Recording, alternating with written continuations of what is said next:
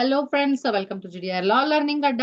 So ಇವತ್ತಿನ ದಿನ ನಾವು ನೋಡ್ತಾ ಇರೋದು ಸಿಪಿಸಿ ಬಗ್ಗೆ. ಓಕೆ, ಸೊ ಸಿಪಿಸಿ ಚಾಪ್ಟರ್ ನ ಇಂಟ್ರೊಡಕ್ಷನ್ ನೋಡೋಣ. ಸಿಪಿಸಿ ಚಾಪ್ಟರ್ ಅಲ್ಲಿ ಬರುವಂತ ಸೆಕ್ಷನ್ಸ್ ಎಷ್ಟಿದೆ, ಆರ್ಡರ್ಸ್ ಎಷ್ಟಿದೆ, ಓಕೆ, ಅದರಲ್ಲಿ ಇಂಪಾರ್ಟೆಂಟ್ ಡೆಫಿನೇಷನ್ಸ್ ಏನು, ಆ ಒಂದು ಎಲ್ಲ ವಿಷಯಗಳನ್ನ ಈ ಒಂದು ವಿಡಿಯೋದಲ್ಲಿ ನಾನು ಕವರ್ ಮಾಡ್ತಾ ಇದ್ದೀನಿ. ಸೊ ಯಾರು ಕೂಡ ವಿಡಿಯೋನ ಸ್ಕಿಪ್ ಮಾಡಬೇಡಿ, ಸ್ಕಿಪ್ ಮಾಡಿದ್ರೆ ಫುಲ್ ವಿಡಿಯೋನ ನೋಡಿ ಅಂಡರ್ಸ್ಟ್ಯಾಂಡ್ ಮಾಡ್ಕೊಳ್ಳಿ ಅಂತ ಹೇಳ್ತಾ, ಈ ಒಂದು ವಿಡಿಯೋ ಏನಾದ್ರು ಅಂಡರ್ಸ್ಟ್ಯಾಂಡ್ ಆಗಿಲ್ಲ ಅಂದ್ರೆ ನನಗೆ ಕಮೆಂಟ್ ಮೂಲಕ ತಿಳಿಸಿ. ಈ ಒಂದು ಟಾಪಿಕ್ ಮಾತ್ರ ಅಲ್ಲ, ಬೇರೆ ಯಾವುದೇ ಟಾಪಿಕ್ ನಿಮ್ಗೆ ಡೌಟ್ ಇದ್ರೆ ಅದನ್ನು ಕೂಡ ನಂಗೆ ಕಮೆಂಟ್ ಮೂಲಕ ತಿಳಿಸಿ, ನಾನು ಕ್ಲಾರಿಫೈ ಮಾಡ್ತೀನಿ ಅಂತ ಹೇಳ್ತಾ ಇದ್ದೀನಿ. ಯಾರನ್ನೆಲ್ಲ ಚಾನಲ್ ನ ಸಬ್ಸ್ಕ್ರೈಬ್ ಮಾಡಿಲ್ಲ, ಸಬ್ಸ್ಕ್ರೈಬ್ ಮಾಡಿ, ವಿಡಿಯೋನ ಲೈಕ್ ಮಾಡಿ, ಶೇರ್ ಮಾಡಿ ಅಂತ ಹೇಳ್ತಾ ವಿಡಿಯೋನ ಸ್ಟಾರ್ಟ್ ಮಾಡೋಣ ಪಟ್ ಅಂತ ಹೇಳಿ. ಸೊ ನಾವ್ ಇವಾಗ ನೋಡಕ್ ಹೋಗ್ತಾ ಇರೋದು ಏನಪ್ಪಾ ಅಂತಂದ್ರೆ the code of civil procedure 1908. ಯಾವ್ದು ನೋಡ್ತಾ ಇದೀವಿ? The code of civil procedure 1908 ಅನ್ನ ನಾವು ನೋಡ್ತಾ ಇದ್ದೀವಿ. ಓಕೆ, ಸೊ ಇದರಲ್ಲಿ ಟೋಟಲ್ ಆಗಿ ನಾವು ನೋಡೋದಂತಂದ್ರೆ ಈ ಒಂದು ಕೋಡ್ ಆಫ್ ಸಿವಿಲ್ ಪ್ರೊಸೀಜರ್ ಏನಿದೆ, ನಮ್ಮ ಸಿಪಿಸಿ ಏನಿದೆ, ಇದು ಯಾವಾಗ ಎನಾಕ್ಟ್ ಆಯ್ತು ಅಂತ ನೋಡಿದ್ರೆ ಮಾರ್ಚ್ 21, 1908 ಅಲ್ಲಿ ಇದು ಎನಾಕ್ಟ್ ಆಗುತ್ತೆ ಸಿಪಿಸಿ.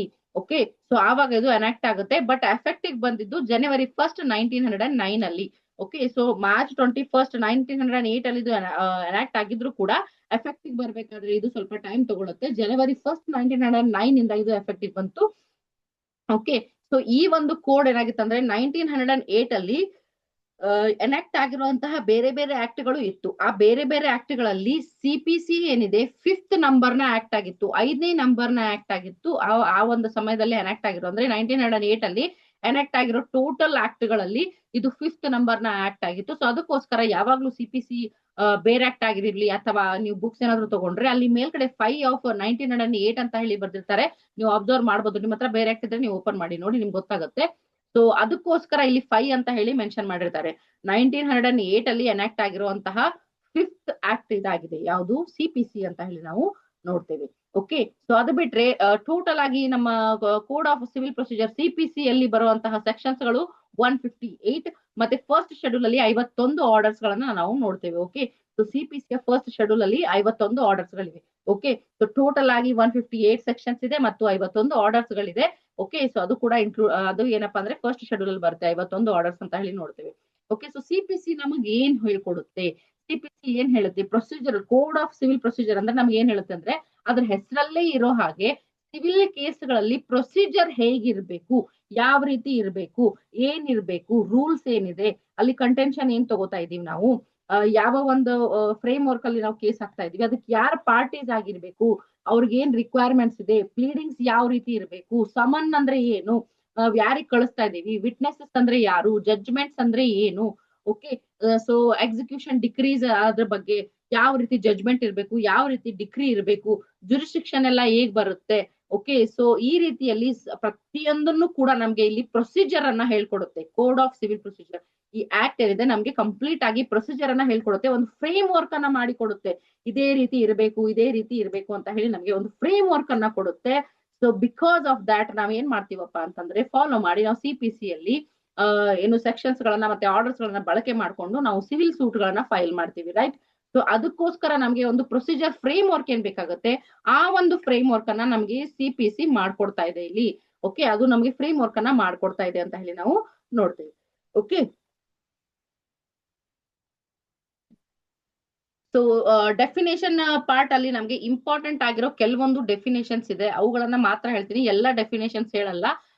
ನಿಮ್ಗೆ ಆಲ್ಮೋಸ್ಟ್ ಎಕ್ಸಾಮ್ಸ್ ಅಲ್ಲಿ ಕೇಳಬಹುದಾದಂತಹ ಡೆಫಿನೇಷನ್ಸ್ ಗಳು, ಅವುಗಳನ್ನ ನಾನು ಇಲ್ಲಿ ಎಕ್ಸ್ಪ್ಲೇನ್ ಮಾಡ್ತಾ ಇದ್ದೀನಿ. ಓಕೆ, ಸೊ ಫಸ್ಟ್ ಗೆ ನಾವು ನೋಡೋದು ಸೆಕ್ಷನ್ 2 ಅಲ್ಲಿ ಡೆಫಿನೇಷನ್ಸ್ ಹೇಳ್ತಾರೆ. ಯಾವುದೇ ಆಕ್ಟ್ ಇರಲಿ ಎಲ್ಲದರಲ್ಲೂ ಸೆಕ್ಷನ್ 2 ಅಲ್ಲಿ ಡೆಫಿನೇಷನ್ ಗಳನ್ನ ಮೆನ್ಷನ್ ಮಾಡ್ತಾರೆ. ಸೊ ಅದೇ ರೀತಿ ಇಲ್ಲಿ ಸಿಪಿಸಿ ಅಲ್ಲಿ ಕೂಡ ಸೆಕ್ಷನ್ 2 ನಲ್ಲಿ ಡೆಫಿನೇಷನ್ಸ್ ಹೇಳಿದ್ದಾರೆ.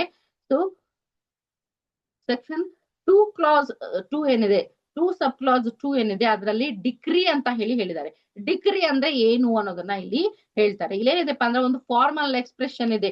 ಇಲ್ಲಿ ಏನಪ್ಪಾ ಅಂತಂದ್ರೆ ಕಂಪ್ಲೀಟ್ ಆಗಿ ಹೇಳ್ತಾರೆ ನೋಡಿ. Decree means the formal expression of an adjudication which so far as regard the court expressing it conclusively determines the rights of the parties with regard to all or any of the matters in the controversy in the suit and may be either preliminary or final. It shall be deemed to include the rejection of a plaint and the determination of any question within section 144 but shall not include ಏನ್ ಇರಬಾರ್ದು ಅಂತ ಹೇಳಿ ಕೂಡ ಹೇಳ್ತಾರೆ any adjudication from which an appeal lies as an appeal from an order or any order of dismissal.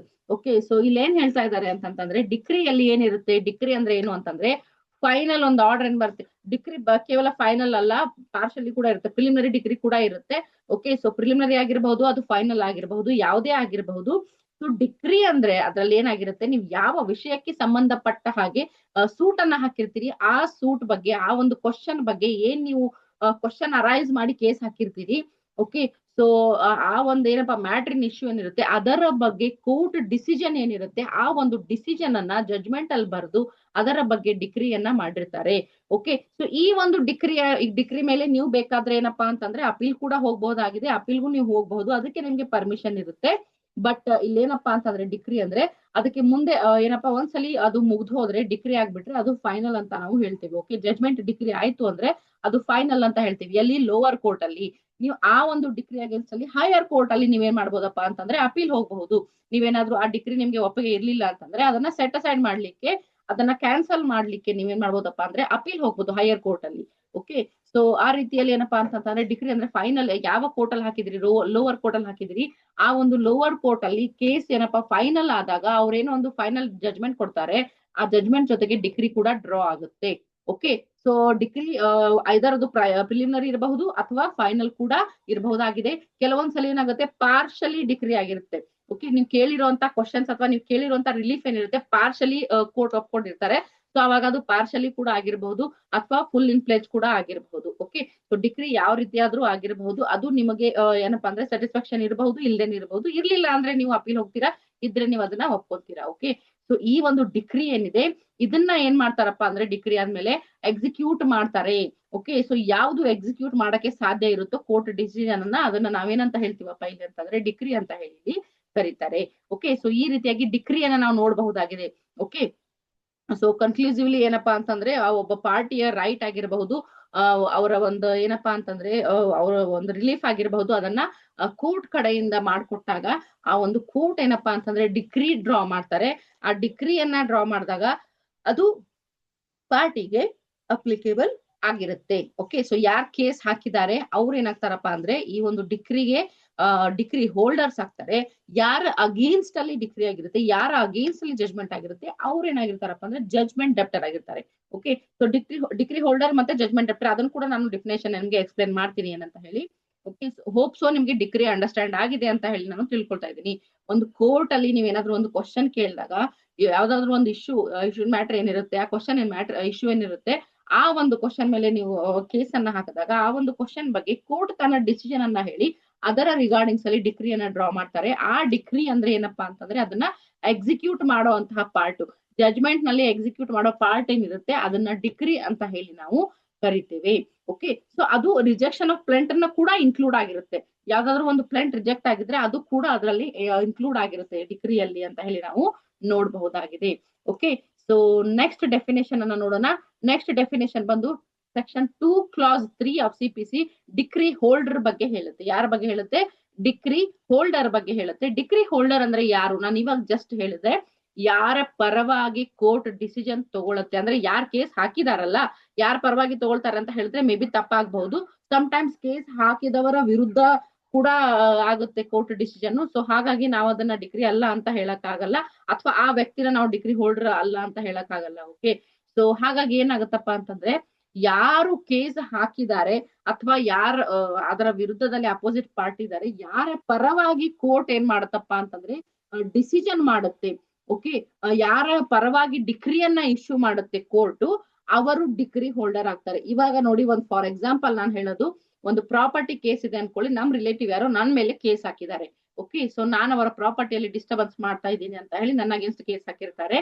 Case ಹಾಕಿದ್ದವ್ರೆ, but ನನ್ನ against ಹಾಕಿರ್ತಾರೆ. ನಾನ್ ಹೋಗ್ಬಿಟ್ಟು ಆ ಪ್ರಾಪರ್ಟಿ ನಂದೇ ಇದೆಯಪ್ಪ, ನಾನು ಬೇರೆ ನಾನು ಡಿಸ್ಟರ್ಬ್ ಮಾಡ್ತಾ ಇಲ್ಲ, ಇನ್ ಕೇಸ್ ಅವರೇ ಬಂದು ನನಗೆ ಡಿಸ್ಟರ್ಬ್ ಮಾಡ್ತಾ ಇದ್ದಾರೆ ಅಂತ ಹೇಳಿ ನಾನು ಏನಾದ್ರು ಪ್ರೂವ್ ಮಾಡಿದ್ರೆ ಕೋರ್ಟ್ ನನ್ನ ಫೇವರ್ ಅಲ್ಲಿ ಡಿಸಿಷನ್ ಕೊಡ್ತಾರೆ. ರೈಟ್, ಸೊ ಆವಾಗ ನನ್ನ ಫೇವರ್ ಅಲ್ಲಿ ಡಿಸಿಷನ್ ಕೊಟ್ಟಾಗ ನಾನ್ ಏನಾಗ್ತೀನಿ, ಡಿಕ್ರಿ ಹೋಲ್ಡರ್ ಆಗ್ತೀನಿ. ಕೇಸ್ ಹಾಕಿದ್ದು ಅವರೇ, ಬಟ್ ಡಿಕ್ರಿ ಹೋಲ್ಡರ್ ನಾನು, ಜಜ್ಮೆಂಟ್ ಡೆಪ್ಟರ್ಸ್ ಅವ್ರಾಗ್ತಾರೆ. ರೈಟ್, ಸೊ ಹಾಗಾಗಿ ಏನಾಗುತ್ತಪ್ಪ ಅಂದ್ರೆ ಯಾರ ಪರವಾಗಿ ಯಾರ ಫೇವರ್ ಅಲ್ಲಿ ಕೋರ್ಟ್ ಡಿಕ್ರಿ ಡ್ರಾ ಮಾಡುತ್ತೋ ಅವರು ಇಲ್ಲಿ ಡಿಕ್ರಿ ಹೋಲ್ಡರ್ ಅಂತ ಹೇಳಿ ನಾವು ಹೇಳ್ತೇವೆ. ಮತ್ತೆ ಇದನ್ನ ಅವ್ರೇನಪ್ಪಾ ಅಂತಂದ್ರೆ ಎಕ್ಸಿಕ್ಯೂಷನ್ ಮಾಡುವಂತ ಕೆಪಬಿಲಿಟಿಯಲ್ಲಿ ಇರುತ್ತೆ. ಕೋರ್ಟ್ ಆರ್ಡರ್ ಏನ್ ಪಾಸ್ ಆಗುತ್ತೋ ಅದನ್ನ ಎಕ್ಸಿಕ್ಯೂಷನ್ ಮಾಡ್ತಾರೆ. Okay, section 2 class 5 foreign court ಅಂತ ಹೇಳಿ ಹೇಳ್ತೇವೆ. ಸೆಕ್ಷನ್ 2 ಕ್ಲಾಸ್ 5 ಅಲ್ಲಿ ಫಾರಿನ್ ಕೋರ್ಟ್ ಅಂತ ಹೇಳಿ ಹೇಳ್ತೇವೆ. What is meaning of foreign court? ನಿಮ್ಮ ಎಕ್ಸಾಮ್ಸ್ ಅಲ್ಲಿ ತುಂಬಾ ಸಲ ಬರುತ್ತೆ, ಫಾರಿನ್ ಕೋರ್ಟ್ ಕೇಳ್ತಾರೆ. ಓಕೆ, ಸೊ ಇದೇನಪ್ಪಾ ಅಂತಂದ್ರೆ ಸೆಕ್ಷನ್ 2 ಕ್ಲಾಸ್ ಸಬ್ ಕ್ಲಾಸ್ 5 ಅಲ್ಲಿ ಇದನ್ನ ಎಕ್ಸ್ಪ್ಲೇನ್ ಮಾಡಲಾಗಿದೆ. ಯಾವ ಕೋರ್ಟು ಔಟ್ ಆಫ್ ಇಂಡಿಯಾ ಅಂದ್ರೆ ನಮ್ಮ ಲೊಕೇಶನ್ ಬಿಟ್ಟು, ನಮ್ಮ ಇಂಡಿಯಾದ ಏನು ಲೊಕೇಶನ್ ಇದೆ ಆ ಲೊಕೇಶನ್ ಅನ್ನ ಬಿಟ್ಟು ಇಂಡಿಯಾದ ಹೊರಗಡೆ ಎಸ್ಟಾಬ್ಲಿಷ್ ಆಗಿದೆ ಮತ್ತು ಯಾವುದು ನಮ್ಮ ಗೌರ್ಮೆಂಟ್ ಅಂಡರ್ ಅಲ್ಲಿ ಇಲ್ಲ ಅಂತಹ ಒಂದು ಕೋರ್ಟ್ ಗಳನ್ನ ನಾವು ಫಾರಿನ್ ಕೋರ್ಟ್ ಅಂತ ಹೇಳಿ ಕರಿತೇವೆ. ಓಕೆ, ಸೊ ಯಾವುದು ನಮ್ಮ ಒಂದು ಏನು ಜುರಿಸ್ಡಿಕ್ಷನ್ ಅನ್ನ ಬಿಟ್ಟು ಹೊರಗಡೆ ಇದೆ, ಲ್ಯಾಂಡ್ ಜುರಿಸ್ಡಿಕ್ಷನ್ ಅನ್ನ ಬಿಟ್ಟು ಹೊರಗಡೆ ಇದೆ, ಇಂಡಿಯಾದ ಹೊರಗಡೆ ಇದೆ, ಮತ್ತೆ ಅದರ ಮೇಲೆ ಇಂಡಿಯಾ ಗವರ್ಮೆಂಟ್ ನ ಕಂಟ್ರೋಲ್ ಇಲ್ಲ ಅಂತ ಏನ್ ಹೇಳ್ತೀವೋ, ಅಥವಾ ನಮ್ಮ ಅಥಾರಿಟಿ ಕಂಟ್ರೋಲ್ ಇರೋದಿಲ್ಲ ಅಂತ ಹೇಳ್ತೀವೋ, ಆ ಒಂದು ಕೋರ್ಟ್ ಗಳನ್ನ ನಾವು ಫಾರಿನ್ ಕೋರ್ಟ್ ಅಂತ ಹೇಳ್ತೀವಿ. ಯಾಕಂದ್ರೆ ಅದು ಫಾರಿನ್ ಕಂಟ್ರಿಯ ಕೋರ್ಟ್ ಇರುತ್ತೆ, ಫಾರಿನ್ ಪ್ಲೇಸ್ ಅಲ್ಲಿ ಎಸ್ಟಾಬ್ಲಿಷ್ ಆಗಿರುತ್ತೆ, ಮತ್ತೆ ಫಾರಿನ್ ಗವರ್ಮೆಂಟ್ ಅಂಡರ್ ಅದು ಇರುತ್ತೆ. ಸೊ ಹಾಗಾಗಿ ಏನಾಗುತ್ತಪ್ಪ ಅಂದ್ರೆ ಆ ಕೋರ್ಟ್ ನಾವು ಫಾರಿನ್ ಕೋರ್ಟ್ ಅಂತ ಹೇಳಿ ನಾವು ಹೇಳ್ತೇವೆ. ಓಕೆ, ಸೊ ಯಾವುದು ಇಂಡಿಯನ್ ಜುಡಿಶಿಕ್ಷನ್ ಅಲ್ಲದೆ ಇಂಡಿಯನ್ ಬಾರ್ಡರ್ ಒಳಗಡೆ ಇದೆ, ಮತ್ತೆ ಇಂಡಿಯನ್ ಸೆಂಟ್ರಲ್ ಗವರ್ಮೆಂಟ್ ಅಥಾರಿಟಿ ಇರುತ್ತೆ, ಅದನ್ನ ನಾವೇನಂತ ಕರಿತೀವಿ, ಇಂಡಿಯನ್ ಕೋರ್ಟ್ಸ್ ಅಂತ ಹೇಳಿ ನಾವು ಕರಿತೀವಿ. ಓಕೆ, ಸೊ ಇಂಡಿಯಾ ಲೊಕೇಶನ್ ಬಿಟ್ಟು ಹೊರಗಡೆ ಯಾವ ಕೋರ್ಟ್ಸ್ ಇದೆಯೋ, ಎಲ್ಲಿ ನಮ್ಮ ಸೆಂಟ್ರಲ್ ಗವರ್ಮೆಂಟ್ ಅಥಾರಿಟಿ ಇರಲ್ವೋ ಅದನ್ನ ನಾವು ಫಾರಿನ್ ಕೋರ್ಟ್ ಅಂತ ಹೇಳಿ ನಾವು ಕರಿತೇವೆ. ಓಕೆ, ಸೊ ಫಾರಿನ್ ಕೋರ್ಟ್ ನ ಜಡ್ಜ್ಮೆಂಟ್ಸ್ ಸಮ್ ಟೈಮ್ಸ್ ನಮ್ಗೆ ಅಪ್ಲಿಕೇಬಲ್ ಆಗುತ್ತೆ. ಅದನ್ನ ನಮ್ಮ ಜಡ್ಜಸ್ ಅದನ್ನ ಏನು ಒಪ್ಕೊಂತಾರೆ. ಸೊ ಯಾವ ಸಿಚುವೇಶನ್ ಅಲ್ಲಿ ಒಪ್ಕೋತಾರೆ, ಹೇಗೆ ಒಪ್ಕೋತಾರೆ ಅದನ್ನ ನೆಕ್ಸ್ಟ್ ವಿಡಿಯೋದಲ್ಲಿ ನಿಮ್ಗೆ ನಾನು ತಿಳಿಸ್ತೀನಿ. ಓಕೆ, ಸೊ ಇಂಪಾರ್ಟೆಂಟ್ ಸೆಕ್ಷನ್ಸ್ ನಾನು ಹೇಳ್ತಾ ಹೋಗ್ತೀನಿ. ಸೊ ನೆಕ್ಸ್ಟ್ ಡೆಫಿನೇಷನ್ ಅನ್ನ ನೋಡೋಣ. ಇಲ್ಲಿ ಸೆಕ್ಷನ್ 2 ಕ್ಲಾಸ್ 10, ಸೆಕ್ಷನ್ 2 ಸಬ್ ಕ್ಲಾಸ್ 10 ಅಂದ್ರೆ ಜಡ್ಜ್ಮೆಂಟ್ ಡೆಪ್ಟರ್. ಯಾರು ಜಡ್ಜ್ಮೆಂಟ್ ಡೆಪ್ಟರ್ ಅಂದ್ರೆ ಆವಾಗಲೇ ಹೇಳಿದೆ, ಯಾರ ಅಗೇನ್ಸ್ಟ್ ಅಲ್ಲಿ ಜಡ್ಜ್ಮೆಂಟ್ ಆಗುತ್ತೆ, ಯಾರ ಅಗೇನ್ಸ್ಟ್ ಅಲ್ಲಿ ಡಿಕ್ರಿ ಡ್ರಾ ಆಗುತ್ತೆ, ಅವರು ಏನಪ್ಪಾ ಅಂತಂತಂದ್ರೆ ಜಡ್ಜ್ಮೆಂಟ್ ಡೆಪ್ಟರ್ ಆಗ್ತಾರೆ. ಅವಾಗ ನಾನು ಎಕ್ಸಾಂಪಲ್ ಹೇಳಿದೆ, ನನ್ನ ಮೇಲೆ ನಮ್ಮ ರಿಲೇಟಿವ್ ಪ್ರಾಪರ್ಟಿಗೋಸ್ಕರ ಕೇಸ್ ಹಾಕಿರ್ತಾರೆ ಅಂತ. ಸೊ ಆ ಕೇಸಲ್ಲಿ ನಾನು ಡಿಕ್ರಿ ಹೋಲ್ಡರ್ ಆದೆ, ನನ್ನ ಫೇವರ್ ಅಲ್ಲಿ ಕೇಸ್ ಪಾಸ್ ಆದಾಗ, ನನ್ನ ಫೇವರ್ ಅಲ್ಲಿ ಜಡ್ಜ್ಮೆಂಟ್ ಬಂದಾಗ, ನನ್ನ ಫೇವರ್ ಅಲ್ಲಿ ಡಿಕ್ರಿ ಡ್ರಾ ಆದಾಗ ನಾನೇನದಪ್ಪ ಅಂದ್ರೆ ಡಿಕ್ರಿ ಹೋಲ್ಡರ್ ಆದೆ. ಸೊ ಅದೇ ರೀತಿ ಅಗೇನ್ಸ್ಟ್ ಪಾರ್ಟಿ ಏನಿದ್ರು ನನ್ನ ಮೇಲೆ ಕೇಸ್ ಹಾಕಿದ್ರು, ಅವರ ಅಗೇನ್ಸ್ಟ್ ಅಲ್ಲಿ ಜಡ್ಜ್ಮೆಂಟ್ ಆಗಿದ್ದಕ್ಕೋಸ್ಕರ ಅವರು ಜಡ್ಜ್ಮೆಂಟ್ ಡೆಪ್ಟರ್ ಆಗಿದ್ದಾರೆ. ಓಕೆ, ಸೊ ಅವರಿಗೆ ಕೋರ್ಟ್ ಏನು ಆರ್ಡರ್ ಮಾಡ್ತು, ನನ್ನ ಪ್ರಾಪರ್ಟಿ ನನಗೆ ಬಿಟ್ಕೊಡ್ಬೇಕು, ನನ್ಗೆ ಇಷ್ಟು ಪಾಲ್ ಮಾಡ್ಕೊಡ್ಬೇಕು ಅಂತ ಹೇಳಿರ್ತಾರ. ಸೊ ಹಾಗಾಗಿ ನಾನು ಡಿಕ್ರಿ ಹೋಲ್ಡರ್ ಆಗ್ತೀನಿ, ಅವರು ಜಡ್ಜ್ಮೆಂಟ್ ಡೆಪ್ಟರ್ ಆಗ್ತಾರೆ. ಇನ್ ಕೇಸ್ ಪ್ರಾಪರ್ಟಿ ಕೇಸ್ ಇರ್ಲಿಲ್ಲಪ್ಪ, ಹಣಕಾಸಿನ ವಿಚಾರ ಇದ್ರೆ, ಅವರೇ ನನಗೆ ದುಡ್ಡು ಕೊಡ್ಬೇಕು ಅನ್ನೋ ರೀತಿಯಲ್ಲಿ ಏನಾದ್ರು ಇದ್ರೆ, ನಾನು ಅದನ್ನ ಪ್ರೂವ್ ಮಾಡಿದ್ರೆ ಕೋರ್ಟ್ ನನ್ನ ಪರವಾಗಿ ಆರ್ಡರ್ ಮಾಡುತ್ತೆ. ಸೊ ಆವಾಗ ನಾನು ಡಿಕ್ರಿ ಹೋಲ್ಡರ್ ಆಗ್ತೇನೆ, ಅವರು ಜಡ್ಜ್ಮೆಂಟ್ ಡೆಪ್ಟರ್ ಆಗ್ತಾರೆ. ಓಕೆ, ಸೊ ಹಾಗಾಗಿ ಏನಾಗುತ್ತಪ್ಪ ಅಂತಂತಂದ್ರೆ ಯಾರ ವಿರುದ್ಧದಲ್ಲಿ ಏನು ಡಿಕ್ರಿ ಆಗಿದೆಯೋ ಅದನ್ನ ಅವರು ಪಾಲಿಸಬೇಕು ಕೋರ್ಟ್ ಆರ್ಡರ್ ಅಂತ ಹೇಳಿ ಯಾರಿಗೆ ಕೋರ್ಟ್ ಹೇಳುತ್ತೋ ಅವರು ಜಡ್ಜ್ಮೆಂಟ್ ಡೆಪ್ಟರ್ ಅಂತ ಹೇಳಿ ಇಲ್ಲಿ ಕರೆಸ್ಕೋತಾರೆ. ಓಕೆ, ಸೊ ನೆಕ್ಸ್ಟ್ ಸೆಕ್ಷನ್ ನೋಡೋದಾದ್ರೆ ಇಲ್ಲಿ ಸೆಕ್ಷನ್ 2 ಸಬ್ ಕ್ಲಾಸ್ 12 ಅಲ್ಲಿ ನೋಡೋದಾದ್ರೆ ಮೀನ್ ಪ್ರಾಫಿಟ್ ಅಂತ ಹೇಳಿ ಹೇಳ್ತೇವೆ. ಸೊ ಮೀನ್ ಪ್ರಾಫಿಟ್ ಅಂದ್ರೆ ಏನು ಅಂತ ಹೇಳಿ ನೋಡೋಣ. ಅದಕ್ಕೂ ಮುಂಚೆ ಇನ್ನೊಂದು ಹೇಳ್ತೀನಿ, ಇದನ್ನ ತುಂಬಾ ಜನ ಮೆಸ್ನೆ ಪ್ರಾಫಿಟ್ ಅಂತ ಹೇಳ್ತಾರೆ, ಬಟ್ ಮೆಸ್ನೆ ಪ್ರಾಫಿಟ್ ಅಲ್ಲ, ಅದು ಮೀನ್ ಪ್ರಾಫಿಟ್. ಓಕೆ, ಸೊ ಎಸ್ ಅಲ್ಲಿ ಪ್ರೊನೌನ್ಸ್ ಆಗಲ್ಲ, ಸೊ ಪ್ಲೀಸ್ ಅದನ್ನ ಕರೆಕ್ಟ್ ಆಗಿ ಪ್ರೊನೌನ್ಸ್ ಮಾಡಿ, ಮೀನ್ ಪ್ರಾಫಿಟ್ ಅಂತ ಹೇಳಿ. ಓಕೆ, ಸೊ ಮೀನ್ ಪ್ರಾಫಿಟ್ ಅಂದ್ರೆ ಏನು ಅಂದ್ರೆ ಯಾರ ಅಥಾರಿಟಿದಲ್ಲಿ ಇರೋದಿಲ್ಲ, ರಾಂಗ್ ಫುಲ್ ಪೊಸಿಷನ್ ಅಲ್ಲಿ ಇದ್ಕೊಂಡು ಬೇರೆಯವರ ಪ್ರಾಪರ್ಟಿಯಲ್ಲಿ ರಾಂಗ್ ಫುಲ್ ಪೊಸಿಷನ್ ಅಲ್ಲಿ ಇದ್ಕೊಂಡು ಅವರಿಗೆ ರಿಯಲ್ ಓನರ್ಸ್ ಏನಿರ್ತಾರೆ ಅವರಿಗೆ ಮೋಸ ಮಾಡಿ ಅಥವಾ ಅನ್ಲಾಫುಲಿ ನೀವು ಆ ಪೊಸಿಷನ್ ಅನ್ನ ಕ್ಯಾಪ್ಚರ್ ಮಾಡಿ ನೀವೇನಾದ್ರೂ ಲಾಭ ಪಡ್ಕೊಂಡ್ರೆ ಆ ಪ್ರಾಪರ್ಟಿಯಿಂದ, ಅದು ಏನಾಗುತ್ತಪ್ಪ ಅಂದ್ರೆ ಮೀನ್ ಪ್ರಾಫಿಟ್ ಅಂತ ಹೇಳಿ ಕನ್ಸಿಡರ್ ಆಗುತ್ತೆ. ಓಕೆ, ಸೊ ಮೀನ್ ಪ್ರಾಫಿಟ್ ಅಂದ್ರೆ ಏನಪ್ಪಾ ಅಂದ್ರೆ ರಾಂಗ್ ಫುಲ್ ಪೊಸಿಷನ್ ಅಲ್ಲಿ ಇದ್ಕೊಂಡು ಪ್ರಾಪರ್ಟಿಯಲ್ಲಿ ನೀವೇನಾದ್ರೂ ಅದರ ಲಾಭವನ್ನ ಪಡೆದುಕೊಂಡ್ರೆ ಅಂತಹ ಒಂದು ಲಾಭ ಏನಾಗುತ್ತಪ್ಪ ಅಂದ್ರೆ ಮೀನ್ ಪ್ರಾಫಿಟ್ ಅಂತ ಹೇಳಿ ಕನ್ಸಿಡರ್ ಆಗುತ್ತೆ. ಓಕೆ, ಸೊ ಅದೇನಾಗುತ್ತೆ, ಲಾಫುಲ್ ಓನರ್ಸ್ ಏನಿರ್ತಾರೆ ಅವರ ಅಗೇನ್ಸ್ಟ್ ಅಲ್ಲಿ ನೀವು ಅನ್ಲಾಫುಲ್ ಆಗಿ ಅದನ್ನ ಆಕ್ಯುಪೈ ಮಾಡ್ಕೊಂಡು ಅಲ್ಲಿ ನೀವು ಲಾಭ ಪಡ್ಕೊಂಡಿರ್ತೀರಾ. ಸೊ ಓಕೆ, ಸೊ ಅಂದಾಗ ಅದೇನಾಗುತ್ತೆ ಮೀನ್ ಪ್ರಾಫಿಟ್ ಅಂತ ಹೇಳಿ ಕನ್ಸಿಡರ್ ಆಗುತ್ತೆ. ಸೊ ಹೋಪ್ ಸೊ ನಿಮ್ಗೆ ಮೀನ್ ಪ್ರಾಫಿಟ್ ಅಂದ್ರೆ ಏನು ಅಂತ ಹೇಳಿ ಅಂಡರ್ಸ್ಟ್ಯಾಂಡ್ ಆಗಿದೆ ಅಂತ ಹೇಳಿ ಅನ್ಕೋತಾ ಇದ್ದೀನಿ. ಓಕೆ, ಸೊ ಸೆಕ್ಷನ್ 2 ಸಬ್ ಕ್ಲಾಸ್ 15 ಅಲ್ಲಿ ನೋಡೋದಾದ್ರೆ ಪ್ಲೀಡರ್ ಅಂತ ಹೇಳಿ ಹೇಳ್ತಾರೆ. ಪ್ಲೀಡರ್ ಅಂದ್ರೆ ಯಾರು ಅಂತ ಅಂದ್ರೆ, ಈಗ ಯಾವ್ದೋ ಒಂದು ವ್ಯಕ್ತಿ ಇದ್ದಾನೆ, ಯಾರೋ ಒಬ್ಬ ವ್ಯಕ್ತಿ ಇದ್ದಾನೆ, ಅವನ ಪರವಾಗಿ ಯಾರಾದ್ರೂ ಬಂದು ಅಲ್ಲಿ ಏನಪ್ಪಾ ಅಂತಂದ್ರೆ ಅವನ ಪರವಾಗಿ ರಿಪ್ರೆಸೆಂಟ್ ಮಾಡ್ತಾ ಇದ್ರೆ ಕೋರ್ಟ್ ಅಲ್ಲಿ, ಅವರಿಗೆ ನಾವು ಪ್ಲೀಡರ್ ಅಂತ ಹೇಳಿ ನಾವು ಕರಿತೇವೆ ಅಂತ ಹೇಳಿ ನೋಡ್ಬೋದು. ಇಲ್ಲಿ ನೋಡಿ ಹೇಳಿದ್ದಾರೆ, any person entitled to appear and plead for another in court ಯಾರ್ದಾದ್ರೂ ಪರವಾಗಿ ನಾವು ಹೋಗಿ, ಈಗ ನಮ್ಗೆ ಏನಪ್ಪಾ ಅಂತಂದ್ರೆ ಕೋರ್ಟ್ ಅಲ್ಲಿ ಸಿವಿಲಿಯನ್ಸ್ ಡೈರೆಕ್ಟ್ ಆಗಿ ಹೋಗಿ ಅಲ್ಲಿ ರಿಪ್ರೆಸೆಂಟ್ ಮಾಡಕ್ಕಾಗಲ್ಲ, ಯಾಕಂದ್ರೆ ಅವ್ರಿಗೆ ಕೋರ್ಟ್ ಟರ್ಮ್ಸ್ ಎಲ್ಲ ಗೊತ್ತಿರಲ್ಲ, ಕಂಡೀಷನ್ಸ್ ಗೊತ್ತಿರಲ್ಲ, ಲಾ ಸರಿಯಾಗಿ ಅಂಡರ್ಸ್ಟ್ಯಾಂಡ್ ಆಗಲ್ಲ. ಹಾಗಾಗಿ ಅವರು ರಿಪ್ರೆಸೆಂಟ್ ಮಾಡಕ್ಕಾಗಲ್ಲ. ಅವರ ಪರವಾಗಿ ಅವರ ಅಡ್ವೊಕೇಟ್ ಏನ್ ಮಾಡ್ತಾರಪ್ಪ ಅಂತಂದ್ರೆ ರಿಪ್ರೆಸೆಂಟ್ ಮಾಡ್ತಾರೆ. ಸೊ ಹಾಗಾಗಿ ಅವರ ಅಡ್ವೊಕೇಟ್ ಏನಿದ್ದಾರೆ ಅವರು ಪ್ಲೀಡರ್ ಅಂತ ಹೇಳಿ ಅನ್ಸ್ಕೊಂತಾರೆ.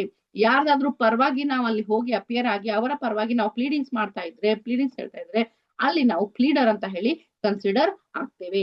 ಓಕೆ, ಸೊ ಹಾಗಾಗಿ ಆಲ್ಮೋಸ್ಟ್ ಪ್ಲೀಡರ್ಸ್ ಯಾರ್ಯಾರು ಇರ್ತಾರಪ್ಪ ಅಂದ್ರೆ, ಯಾರ್ಯಾರು ಇನ್ಕ್ಲೂಡ್ ಆಗ್ತಾರ ಅಂದ್ರೆ ಅಡ್ವೊಕೇಟು, ವಕೀಲು, okay, so an attorney of high court ಅಂತ ಕೂಡ ಹೇಳ್ತೀವಿ, ಅವರೆಲ್ಲರೂ ಕೂಡ ಇನ್ಕ್ಲೂಡ್ ಆಗ್ತಾರೆ. ಓಕೆ, ಸೊ ಪ್ಲೀಡರ್ ಏನಪ್ಪಾ ಅಂತಂದ್ರೆ ಲೀಗಲ್ ಪ್ರೊಫೆಷನಲ್ ಅಥರೈಸ್ಡ್ ಆಗಿರ್ಬೇಕು. ಓಕೆ, ಅವರಿಗೆ ಲೀಗಲ್ ನಾಲೆಜ್ ಇರಬೇಕು, ಅವರಿಗೆ ಏನಪ್ಪಾ ಅಂತಂದ್ರೆ ಕೋರ್ಟ್ ಬಗ್ಗೆ ನಾಲೆಜ್ ಇರಬೇಕು, ಲೀಗಲ್ ನಾಲೆಜ್ ಇರಬೇಕು, ಟರ್ಮ್ಸ್ ಕಂಡೀಷನ್ಸ್ ಗೊತ್ತಿರಬೇಕು. ಅವರು ಬಂದು ರಿಪ್ರೆಸೆಂಟ್ ಮಾಡ್ತಾರೆ ಬೇರೆಯವರ ಪರವಾಗಿ on behalf of others. Okay, so ಅವರ ಪರವಾಗಿ ಇವ್ರು ರಿಪ್ರೆಸೆಂಟ್ ಮಾಡಿ ಪ್ಲೀಡಿಂಗ್ಸ್ ಅನ್ನ ಇಟ್ಟಾಗ ಇವ್ರೇನಾಗ್ತಾರೆ ಅಂದ್ರೆ ಪ್ಲೀಡರ್ ಅಂತ ಹೇಳಿ ಕರೆಸ್ಕೊಂತಾರೆ. ಇನ್ಕ್ಲೂಡಿಂಗ್ ಅಡ್ವೊಕೇಟ್ಸ್ ಆಗಿರ್ಬೋದು, ಅಟಾರ್ನಿ ಹೈಕೋರ್ಟ್ ಅಟಾರ್ನಿ ಆಗಿರಬಹುದು, ವಕೀಲ್ ಆಗಿರ್ಬೋದು ಅಂತ ಹೇಳಿ ನಾವು ಹೇಳ್ತೇವೆ. ಓಕೆ, ಸೊ ಹಾಗಾಗಿ ಏನಾಗುತ್ತಪ್ಪ ಅಂತಂದ್ರೆ ಅವ್ರನ್ನ ಪ್ಲೀಡರ್ ಅಂತ ಹೇಳಿ ಕರೀತಾರೆ. ವಿಚ್ ಯಾರಿಗೆ ಲೀಗಲ್ ನಾಲೆಜ್ ಇರುತ್ತೆ, ಅವರಿಗೆ ಅದರ ಬಗ್ಗೆ ಎಜುಕೇಶನ್ ಇರುತ್ತೆ, ಅದರ ಬಗ್ಗೆ ಅವರಿಗೆ ಏನಪ್ಪಾ ಕಂಪ್ಲೀಟ್ ಡೀಟೇಲ್ಸ್ ಗೊತ್ತಿರುತ್ತೆ, ರೂಲ್ಸ್ ರೆಗ್ಯುಲೇಷನ್ ಎಲ್ಲ ಗೊತ್ತಿರುತ್ತೆ, ಅಂತವರು ಪ್ಲೀಡರ್ ಅಂತ ಹೇಳಿ ಹೇಳ್ಸ್ಕೊತಾರೆ ಬೇರೆಯವರ ಪರವಾಗಿ ರಿಪ್ರೆಸೆಂಟ್ ಮಾಡ್ತಾ ಇರೋದಕ್ಕೆ. ಓಕೆ, ಸೊ ಹೋಪ್ ಸೊ ನಿಮ್ಗೆ ಹೇಳಿದ ಎಲ್ಲಾ ಡೆಫಿನೇಷನ್ಸ್ ಅಂಡರ್ಸ್ಟ್ಯಾಂಡ್ ಆಗಿದೆ ಅಂತ ಅನ್ಕೋತಾ ಇದ್ದೀನಿ. ಏನಾದ್ರೂ ಅಂಡರ್ಸ್ಟ್ಯಾಂಡ್ ಆಗಿಲ್ಲ ಡೆಫಿನೇಷನ್ಸ್ ಅಲ್ಲಿ ಅಂದ್ರೆ ನನಗೆ ಕಮೆಂಟ್ ಮೂಲಕ ತಿಳಿಸಿ, ನಾನು ಮತ್ತೊಂದ್ಸಲಿ ಎಕ್ಸ್ಪ್ಲೇನ್ ಮಾಡ್ತೀನಿ. ಮತ್ತೆ ಬೇರೆ ಏನು ಇಂಪಾರ್ಟೆಂಟ್ ಸೆಕ್ಷನ್ ಇದೆ CPS ಅಲ್ಲಿ ಆದಷ್ಟು ಬೇಗ ವಿಡಿಯೋ ಮಾಡಿ ಅಪ್ಲೋಡ್ ಮಾಡ್ತೀನಿ. ಯಾರಿಗೆ ಏನೇ ಡೌಟ್, ಇದೊಂದೇ ವಿಷಯ ಅಂತ ಅಲ್ಲ, ಬೇರೆ ಟಾಪಿಕ್ ಮೇಲೆ ಏನಾದ್ರು ಡೌಟ್ ಇದ್ರೆ ಅದನ್ನು ಕೂಡ ಕಮೆಂಟ್ ಮಾಡಿ, ನನ್ನ ಕೈಲಿ ಸಾಧ್ಯ ಆದಷ್ಟು ನಾನು ಎಕ್ಸ್ಪ್ಲೇನ್ ಮಾಡಿ ನಿಮ್ಗೆ ವಿಡಿಯೋಸ್ ನ ಮಾಡ್ತೀನಿ ಅಂತ ಹೇಳ್ತಾ ಇದ್ದೀನಿ. ಓಕೆ, ಸೊ ಯಾರೆಲ್ಲ ಸಬ್ಸ್ಕ್ರೈಬ್ ಮಾಡಿಲ್ಲ ಚಾನಲ್ ನ ಸಬ್ಸ್ಕ್ರೈಬ್ ಮಾಡ್ಕೊಳ್ಳಿ, ವಿಡಿಯೋನ ಲೈಕ್ ಮಾಡಿ, ಶೇರ್ ಮಾಡಿ ಅಂತ ಹೇಳ್ತಾ ಮತ್ತೆ ನೆಕ್ಸ್ಟ್ ವಿಡಿಯೋದಲ್ಲಿ ಭೇಟಿ ಆಗ್ತೀನಿ. ಅಲ್ಲಿವರೆಗೂ have a nice day, bye bye.